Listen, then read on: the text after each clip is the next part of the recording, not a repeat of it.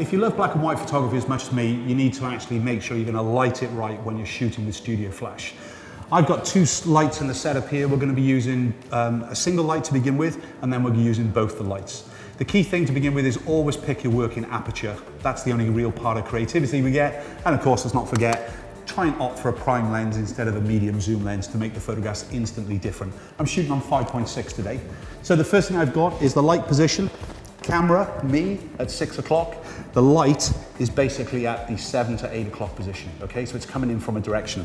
So if I just see that one light to begin with, Kelsey, just turn the head to me. That's a little bit there, that's beautiful.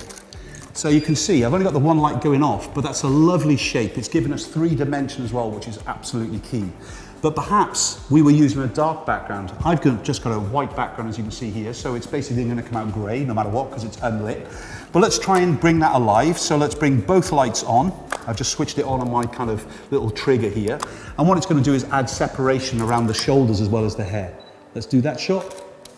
Now, as long as I set that, meter it in other words, for at least 1 stop less than the key light, it's not going to overpower the scene. As soon as I start to actually add more than or equal to the key light, it's going to start to dominate. Quick little setup for you. Instead of just using the lights on the same side, perhaps with black and white you look at more a sandwich light technique.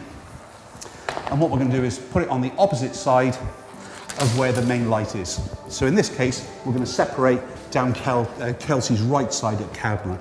That's lovely, darling. Turn the head to me a little bit more. And we get a beautiful shot. So there, we've got the separation coming down on the right-hand side. Let's take it one step further again. Let's add a little bit of reflector in there. You could be using a white card. I'm using a Tri-Grip by Last Light by Manfrotto, just to actually add in the punch. I'm just going to use a white to pop it in, turn it back towards the flash, and then actually get my shot. That's going to add a little bit more catch light within the eye. I could use a silver as well if I want, but that's going to add a little bit more punch. Depends on the look and the feel that you want. But of course, if you don't want the 3-dimensional shadowing that I've given here, and your subject is a beautiful young woman like Kelsey is, we can afford to flatten off the light a little bit. Remember, the flatter the light, the fatter the subject's going to look, especially if they look like me, all right? So we always want the light, as a rule, to the side. So just coming in from near the camera position, near the 6 o'clock, popping the reflector in there, turn the head back towards me, please, Kelsey.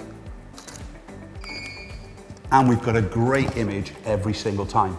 And that's how you shoot simple black and white portraiture with 1 or 2 lights.